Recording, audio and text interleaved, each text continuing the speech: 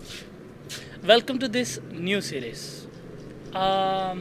इस सीरीज़ के बारे में ये है कि हम स्पेस की कुछ वियर्ड चीज़ें जो हमने अब तक ऑब्ज़र्व की हैं उसको एक्सप्लेन करेंगे, एक्सप्लोर करेंगे, उसके बारे में सीखेंगे।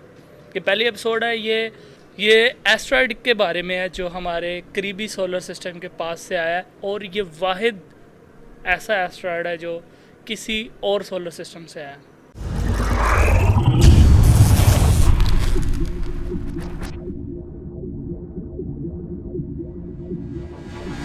पैनस्टार 1 एक सैटेलाइट है जो कि हवाई में वाक़ है। वो रेगुलरली आसमान की मुख्तलिफ़ हिस्सों की तस्वीरें खींच के रिकॉर्ड करती रहती है ताकि हमें पता चले कि आने वाली कोई ऐसी अनएक्सपेक्टेड चीज़ जो ज़मीन में ना टकरा जाए और हमारा डायनासोर वाला हाल ना हो जाए। लेकिन 2017 में 19 अक्टूबर को सैटेलाइट ने एक अजीब सा ऑब्जेक्ट डिटेक्ट किया जिसकी ब्राइटनेस यकदम तेज़ हो रही थी, फिर डिप आ रहा था और फिर तेज़ हो रही थी।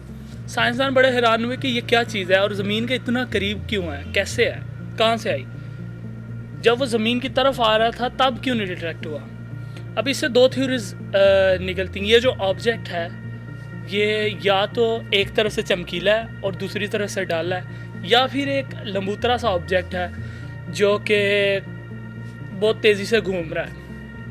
पहली थ्योरी जो है उसमें अगर लाइट ग्राफ उसका देखा जाए तो उसके जो लाइट डिप आता है वो काफ़ी स्मूथ आता है, जैसे कि ये ग्राफ शो करवा, और ऐसा बहुत कम होता है। इसकी जो ड्राइंग बनवाई गई आर्टिस्टिक वो कुछ इस तरह की थी।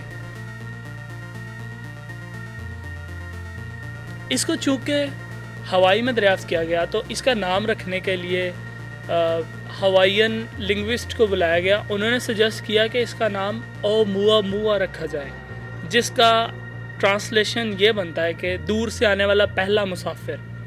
चूँकि ये ऑब्जेक्ट दूर से ही आया है और ये इसकी जो ट्रेजेक्ट्री पाथ था कि जिस तरफ से ये आ रहा है उसकी कैलकुलेशन के मुताबिक ये हमारे पास ही किसी सोलर सिस्टम से आ रहा है, और ये वाहिद ऐसा ऑब्जेक्ट है जो हमारे करीबी सोलर सिस्टम से आया है। तो इसका नाम ओमुआमुआ बहुत फिट रखा गया।